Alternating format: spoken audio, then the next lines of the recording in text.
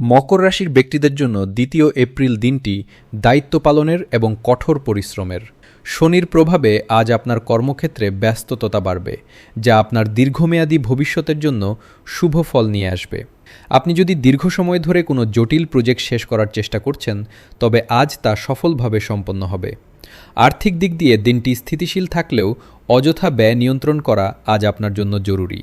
জমি বা সম্পত্তি সংক্রান্ত কোনো পুরনো বিবাদ থাকলে তা আজ মিটে যাওয়ার সম্ভাবনা রয়েছে। পারিবারিক জীবনে আপনি গুরুজনদের পূর্ণ সমর্থন পাবেন, যা আপনাকে কাজ করার মানসিক শক্তি দিবে। দাম্পত্য জীবনে ভুল বোঝাবুঝি দূর হবে এবং একে অপরের প্রতি শ্রদ্ধা ও বিশ্বাস বাড়বে।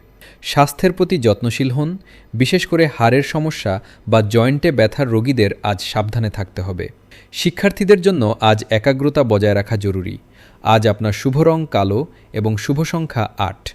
পরিশ্রমই আজ আপনার সাফল্যের চাবিকাঠি।